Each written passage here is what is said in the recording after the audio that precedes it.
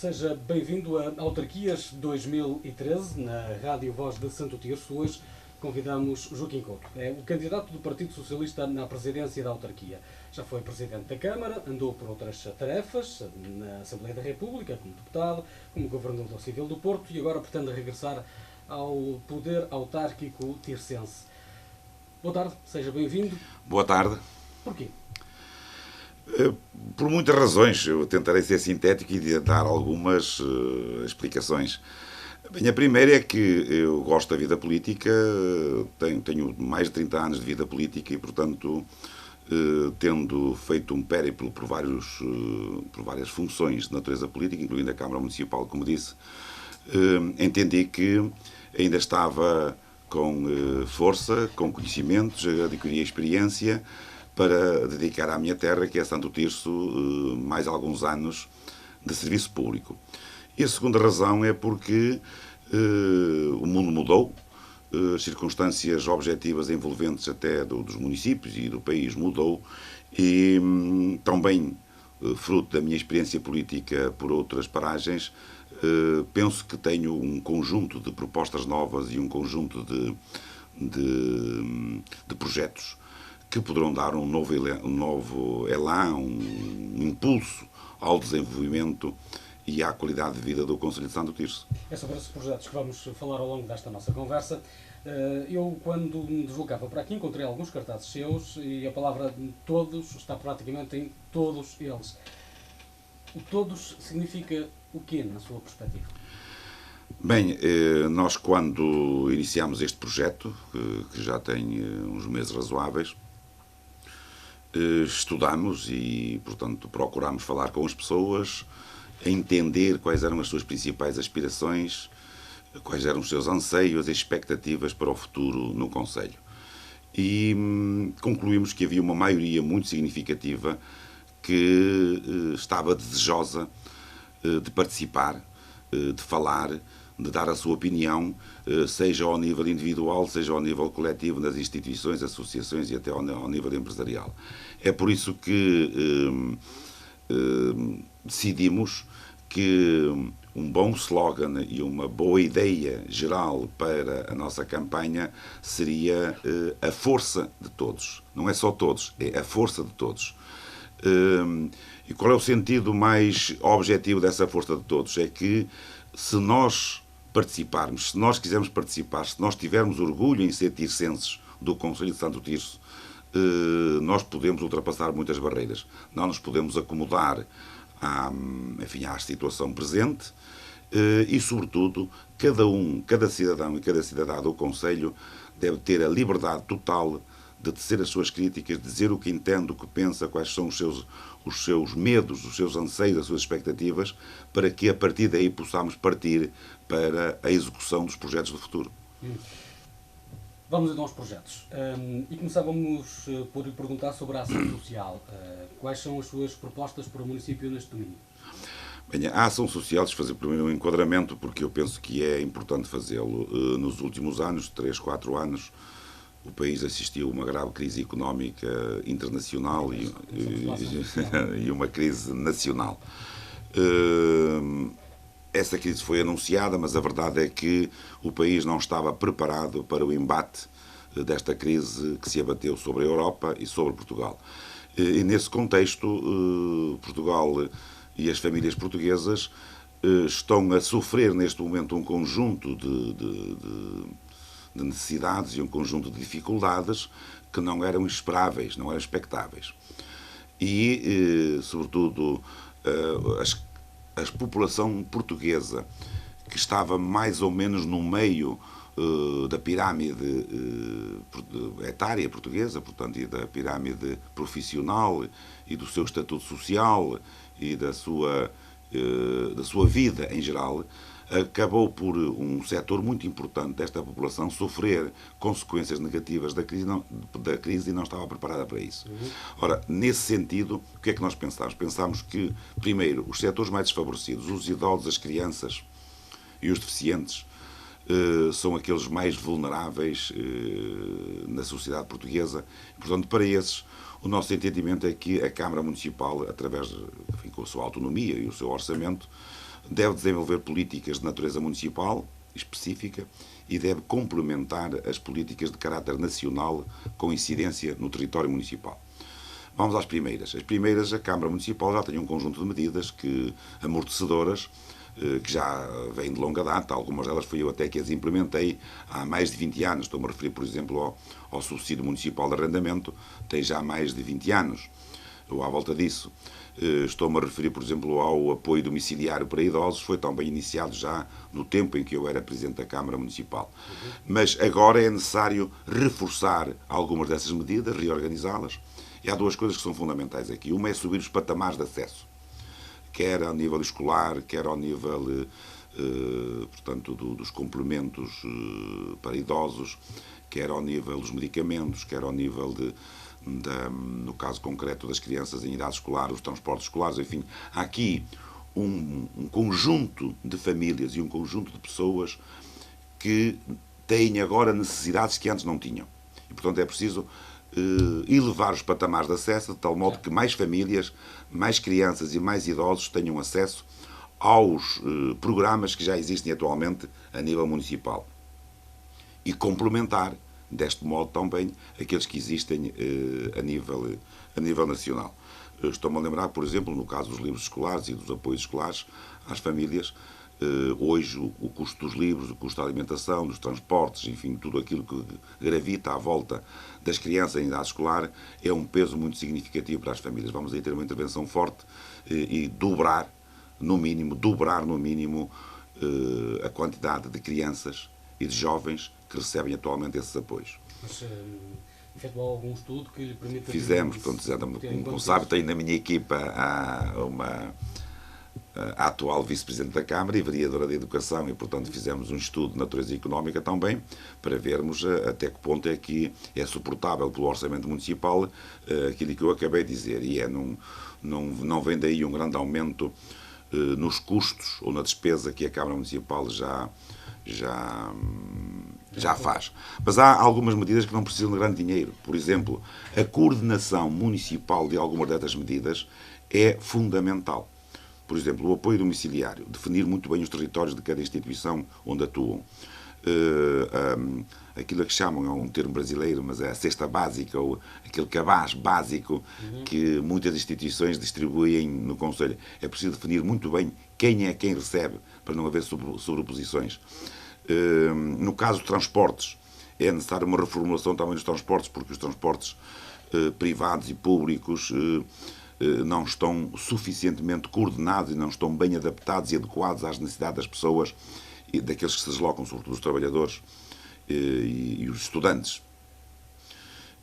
Aí são essencialmente medidas corretivas, medidas reformadoras e, diria até, reguladoras, de tal modo que possamos ter no Conselho os mesmos apoios ou mais com menos dinheiro, porque melhora a organização e há uma maior racionalidade, digamos assim, nesta questão. Mas há um outro conjunto de medidas a nível social. Estou-me a lembrar, por exemplo, que os idosos, há muitos idosos que as reformas são baixas e que vão comprar medicamentos às farmácias, é necessário dar-lhes aí um apoio, criando uma bolsa económica. Já falei com algumas farmácias, isso é possível. Portanto, imagina um idoso vai à farmácia, os medicamentos custam 100, ele só tem 50 para pagar, a farmácia fornece os medicamentos todos e depois, através desse protocolo com as farmácias, receberá a parte restante. E por aí adiante. Suportada pela Câmara? Não totalmente, não suportada pela Câmara, suportada por uma bolsa de dadores ou uma bolsa de contribuintes que farão parte, digamos assim, desse projeto. Portanto, uma espécie de banco de solidariedade. É isso? Exatamente, quase como o banco alimentar, é uma coisa parecida, só que agora é referido ao medicamento, ou é referida a próteses, por exemplo, ou a consultas de oftalmologia e óculos que os idosos utilizam muito, portanto, por razões óbvias de perda de visão progressiva com o aumento da idade. Portanto, são medidas, algumas pontuais, mas de grande alcance social. E esse é o nosso objetivo, é amortecer o choque provocado pela crise interna e pela crise internacional. Bem, já que estamos a falar de transportes, O que é que pensa sobre essa matéria? O que é que necessita de reforçar? Olha, desde logo uma coordenação dos transportes. Repara, vou tentar ser objetivo e sintético por causa do tempo. Nós temos aqui a linha de Guimarães, Porto, Trofa, Santo Tirso de Guimarães, eletrificada, com estações novas, com interfaces para autocarros de passageiros e carros particulares. Temos os transportes urbanos de Santo Tirso, temos as empresas particulares, temos os próprios particulares que têm os seus carros, não é? As suas viaturas. Ora, basta que nós consigamos articular estes transportes de acordo com as necessidades das pessoas. E eu dou um exemplo concreto também. Não é aceitável que um comboio chegue à estação e não tenha de imediato a pessoa que sai nessa estação, na estação de Santo Tirso, transporte para a cidade. E vice-versa. Se você ou eu quiser apanhar um comboio daqui a meia hora, tem que haver um transporte adequado que faça o interface. Ou seja, nós temos de fazer no concelho e provavelmente com os concelhos vizinhos, com a Trofa, a Famalicão, criar, articular a rede de transportes um pouco à semelhança do que se fez ao fim de 15 anos no Porto, que é um transporte intermodal, de tal modo que haja uma articulação perfeita entre o transporte privado, o transporte público e as empresas privadas. Portanto, esse é um aspecto. O segundo aspecto é alguns transportes que são da específica competência da Câmara Municipal.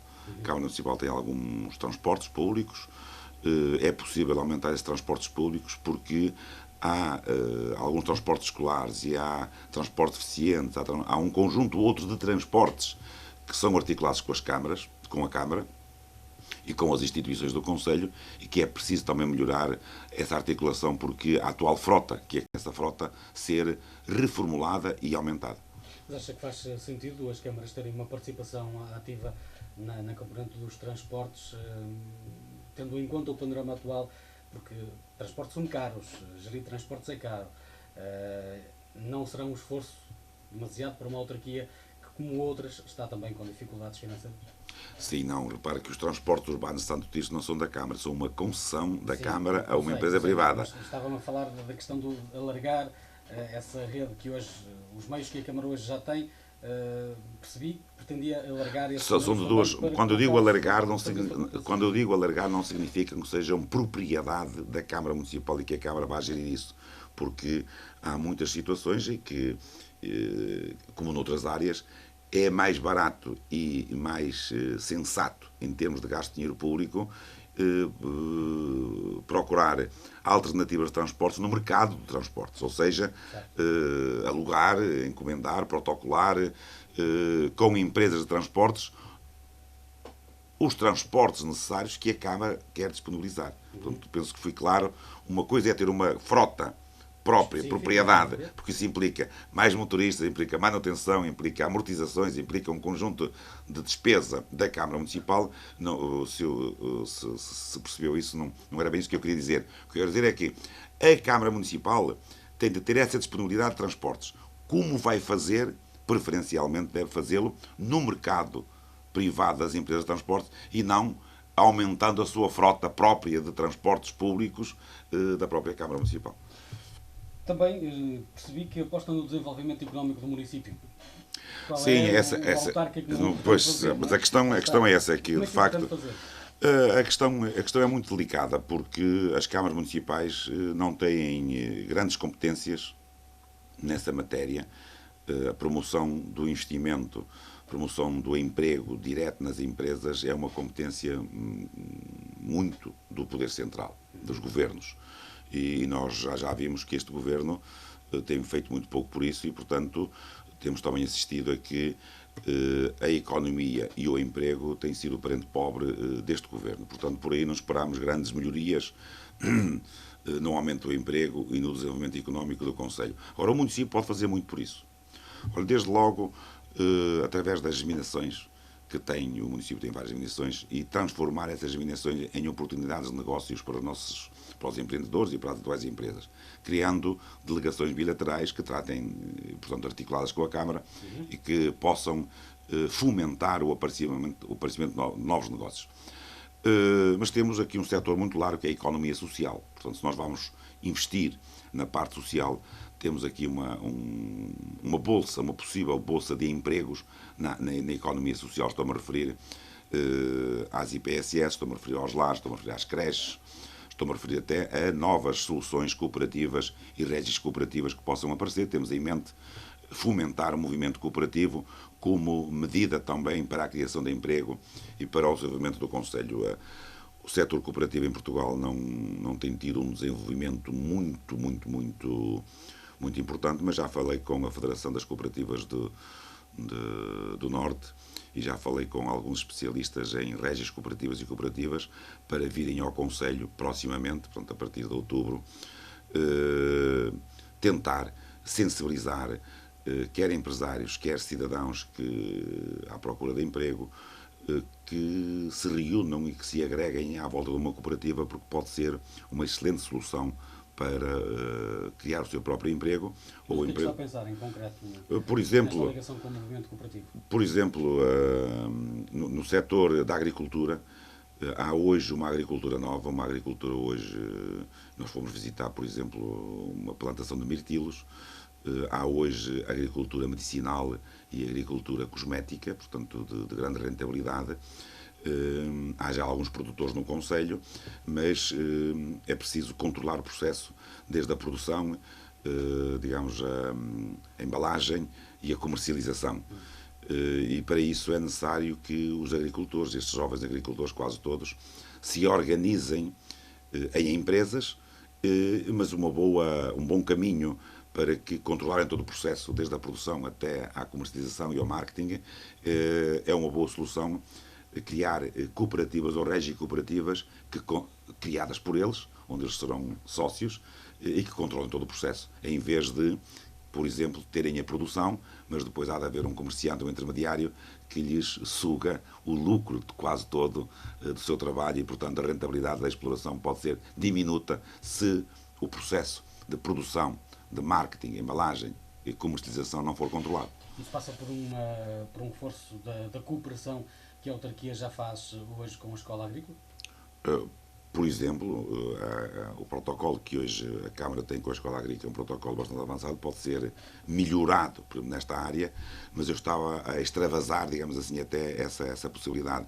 Estava a falar do contacto direto com os agricultores e com os atuais produtores, incluindo a formação em novas culturas ligadas à cosmética e ligadas à medicina não convencional, que hoje, pela Europa toda, já é um facto, e em Portugal já há muitas empresas ligadas a essa área, mesmo aqui em Santo Tirso. E, portanto, o que eu queria dizer é que estes agricultores, estes investidores, novos empreendedores, necessitam de formação e de apoio, e um desses apoios pode ser através do setor cooperativo. Não ouvi falarmos nesta questão do desenvolvimento económico num aspecto que não há agora candidato autárquico que não fale, que é em reduzir a derrama para as empresas. Também pensa assim ou não vai por esse caminho? Não, nós pensamos globalmente. Não é o problema da derrama, é o problema dos impostos e das taxas municipais e de tudo aquilo que é uma carga no orçamento familiar das famílias, neste caso uma carga das empresas. A questão da derrama não é uma questão, como muitas vezes se diz, tão importante assim no investimento, no desenvolvimento. É mais uma medida de caráter político e de imagem da própria autarquia, simbólico, do que propriamente com efeitos efetivos no investimento. Mas estamos disponíveis, como eu estava a dizer, disponíveis para fazer uma avaliação da carga de impostos e de taxas municipais que as famílias pagam e da carga de impostos e taxas e derrama que as empresas atualmente pagam, para, no sentido de ajudar e até de criar uma imagem pública de que é um município amigo da empresa, amigo das empresas. Estamos disponíveis para baixar a derrama, e não só a derrama, estamos disponíveis para analisar outros impostos que também pesam nas empresas, como o IMI e no caso das famílias também o IMI e o IMT. Portanto, ou seja, temos uma opinião sobre essa matéria bastante flexível e aberta, e estamos disponíveis para rever tudo isso no futuro próximo, baixando a fatura e dos encargos familiares, e se por essa via conseguirmos melhor investimento e mais investimento, também o faremos, no caso da derrama. Suponho que a educação será também uma Sim, a educação, nós estamos... Em conta que na sua equipa já está presente a atual vereadora da Educação. Nós, no setor da educação global, o Conselho de Santo Tirso, nas infraestruturas de educação, desde as creches até ao ensino secundário, no caso da saúde e no caso da segurança social e dos IPSS, tem um conjunto invejável de infraestruturas neste momento de grande qualidade. Mas no caso da educação, então, muito particularmente com os últimos investimentos feitos pela Câmara Municipal, e a educação foi sempre uma prioridade da Câmara. Há 30 anos que a educação, no seu sentido mais lato, é uma prioridade da Câmara Municipal. Lembro a propósito que em 1996 a Câmara Municipal de Santo Tirso apresentou um projeto piloto inédito de inglês para as escolas do primeiro ciclo, que envolvia as freguesias que atualmente fazem parte da agregação de Santo Tirso, Burgães, Santa Cristina do Couto e São Miguel do Couto, e ainda franjas de Alenrio, que hoje fazem parte da agregação de Alenrio, de Areias, Palmeira, Lama e Sequeiro. Também iniciou há muitos anos reformas nas escolas que na altura tornaram as escolas de Santo Tirso também com instalações excelentes. O mundo mudou, as coisas evoluíram, e a Câmara Municipal nos últimos 12 anos continuou a investir na educação, e hoje nós podemos olhar para o panorama das infraestruturas escolares de Santo Tirso e, de facto, são infraestruturas de grande qualidade, de boa qualidade.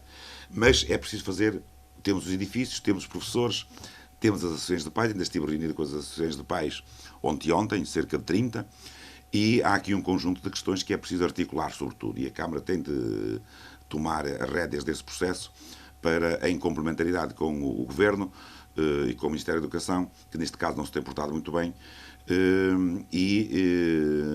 procurar que o ano escolar venha a decorrer com normalidade e se inicie com normalidade, infelizmente ou infelizmente, portanto, ou seja, as eleições são a 29 de setembro, mas o ano escolar começa no princípio de setembro, vai ser da responsabilidade ainda deste Executivo, mas eu estou convencido que o atual Presidente da Câmara, o Engenheiro Carlos Fernandes, está muito atento, e a Engenheira Ana Maria, que é a Vice-Presidente e Vereadora da Educação, está muito atenta a este problema, e penso que o ano escolar se vai iniciar nas questões que são da responsabilidade da Câmara, vai iniciar-se com normalidade. Já do Ministério já tem alguma nas questões que são da responsabilidade do Ministério, a coisa já é complicada, porque, como disse um responsável da Associação de Pais de Santo Tomé de Negrelos, onde tem uma escola moderníssima a funcionar há pouco tempo, dos 15 funcionários que tinha, só tem 3 neste momento, e, portanto, o Ministério da Educação há de resolver o problema rapidamente, sob pena de o ano escolar não se iniciar com normalidade. E o mesmo se passará com as outras escolas secundárias. Mas, voltando à questão da educação, aqui temos de ter a Câmara tem aqui um papel muito importante, porque o primeiro ciclo é da responsabilidade da Câmara, e, portanto, aqui, como eu disse há bocado, nas questões sociais, para não me repetir, a Câmara tem de ter aqui uma intervenção muito grande no apoio às famílias, sobretudo nas famílias que têm filhos em idade escolar, de tal modo que a fatura mensal das suas responsabilidades na escola não inviabilize, digamos assim, a qualidade de vida que atualmente tem. Pelo que percebi, também quer acentuar ainda a componente das atividades extracurriculares. Pois, essa é uma questão também importante. Repare, neste momento as escolas nós somos favoráveis à escola a tempo inteiro. Isso implica, obviamente, alguma despesa, mas há aqui uma particularidade, que é no Natal, Páscoa e agora nas férias, os pais continuam a trabalhar, a maior parte deles fazem férias repartidas, haverá um ou outro que fará férias, digamos assim, concentradas, mas a maioria faz férias repartidas, e a nossa intenção é articular com as escolas e com as associações de pais a manutenção de programas durante períodos de férias, Natal, Páscoa e agora nas férias grandes, para que as crianças, por um lado, tenham esse apoio e essa retaguarda na escola, e por outro lado os pais estejam descansados, que podem continuar a sua atividade porque os seus filhos estão ou na creche ou na escola do primeiro ciclo. E um outro aspecto importante também nesta matéria é que, há bocado não o referi, mas aproveito agora para o referir, é que neste processo também as refeições são também muito importantes. Nestes períodos, porque por razões óbvias que os pais não estão em casa, estão a trabalhar e, portanto, as crianças teriam de estar ou com familiares ou com vizinhos, porque os pais mantêm a sua atividade profissional. Mas há, neste momento, sinais de que muitas crianças chegam à escola, aliás, isso foi referenciado pela comunicação social, chegam à escola sem o pequeno almoço tomado. Portanto, vamos ter também aí, já está, aqui esta Câmara já está a fazer alguma coisa nesse sentido, mas nós queremos generalizar a todo o Conselho este programa, de tal modo que todas as crianças em idade escolar tenham o seu pequeno almoço na escola, de tal modo que o seu rendimento não seja prejudicado. Independentemente do extrato socioeconómico? Não, sempre em função do extrato socioeconómico. Entendemos sempre que, quer nos livros, quer em todos os apoios da Câmara Municipal, entendemos que deve ser de acordo com os rendimentos das famílias. Por isso é que disse que é necessário subir os patamares de acesso para que o dobro das famílias, o dobro dos alunos, possam ter acesso a estes programas, porque atualmente os patamares estão baixos, a situação piorou com a crise, portanto, há muitas famílias que neste momento deviam já estar a receber esse apoio e não estão porque os patamares estão baixos. Com a agregação das freguesias, de algumas freguesias do município, já pensou o que fazer com os edifícios das juntas?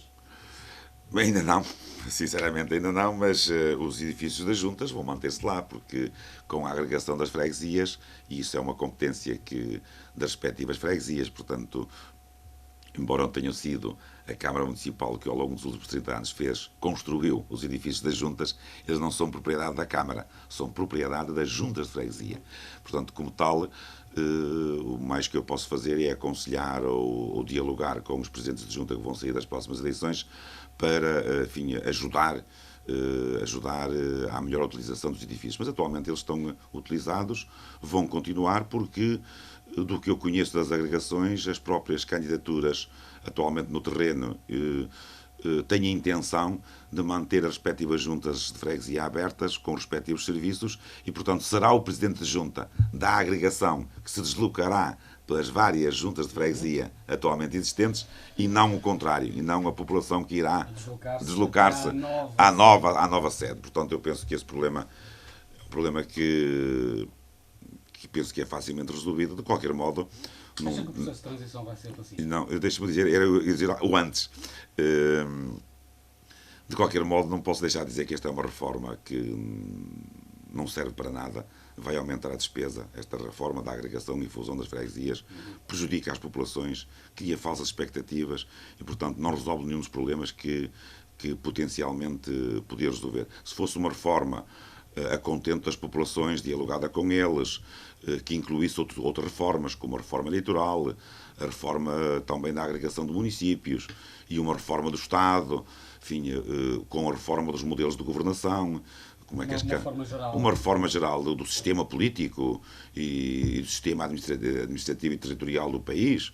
Aí sim, era isso que devia ter sido feito. Portanto, e que todos nós que andamos na política há muitos anos desejamos, mas a verdade é que o país tem sido governado essencialmente pelo PS e pelo PSD e quer um, quer outro não foi capaz ainda de desenvolver esta reforma quando passaram pelo governo. Atualmente é um governo de coligação PSD-CDS, portanto, e fizeram esta reforma chamada Reforma Relvas, como é conhecida, ou da Régua e do Esquadro. Não me parece uma boa reforma e, portanto, eu sou contra a agregação das freguesias e defendo aquilo que o Partido Socialista defende. Se o Partido Socialista for governo, nós revogaremos esta lei e voltaremos à situação inicial como estava. Procurando, sim, agregar, mas de acordo com a vontade das populações, não contra elas. Ora bem, já parece que eu ouço algumas vozes a perguntar-me, então não se fala de desporto. O que é que Joaquim Couto tem para apresentar à população de Santo Tirso na área do desporto? Bem, na área do desporto, então, quanto às infraestruturas, a maior parte das infraestruturas de desporto, não diria que estão feitas, mas nós temos boas infraestruturas de desporto. Acontece é que o movimento associativo na área desportiva é muito cioso das suas competências e atribuições enquanto associação e, portanto, a agregação, a coordenação não tem sido... é preciso melhorá-la. Ou seja, do mesmo modo que com as IPSS ou com outras instituições do Conselho é necessário uma coordenação e uma articulação concelhia e até supramunicipal, com o desporto passa-se um pouco a mesma coisa. Nós temos muitas coletividades esportivas, temos alguns clubes, como o Ginásio Clube de Santo Tirso, ou como o Desportivo das Aves, ou o Tirsense, o São Martinho, e portanto temos depois temos instituições desportivas ligadas ao karaté, ligadas a outros desportos, mas a política desportiva do Conselho merece, na minha opinião, uma articulação, uma melhor coordenação e sobretudo, um melhor aproveitamento do dinheiro público. Sobretudo se for da Câmara Municipal, e se eu for Presidente da Câmara, eu quererei articular e ter esse gasto com o desporto de um modo racional e de um modo consequente. E, neste momento, quer o Desportivo das Aves, quer o Futebol Clube Tirsense, são os principais embaixadores desportivos do Conselho, com o Ginásio Clube Santo Tirso também. Temos um pavilhão multiuso espetacular, do melhor que há na Europa e em Portugal. E, nesta matéria, eu gostava de dizer o seguinte: quanto ao pavilhão municipal, a sua utilização deverá ser articulada com os municípios vizinhos em provas de natureza mais supramunicipal, portanto, todo de caráter nacional e internacional, provas de voleibol, de basquete, campeonatos mundiais. Porquê? Porque nós temos a capacidade hoteleira instalada, aqui à volta do Porto, temos 4 ou 5 pavilhões destes, aqui muito próximos uns dos outros, e, portanto, temos tudo para produzir eventos de grande nível, a nível internacional e até europeu.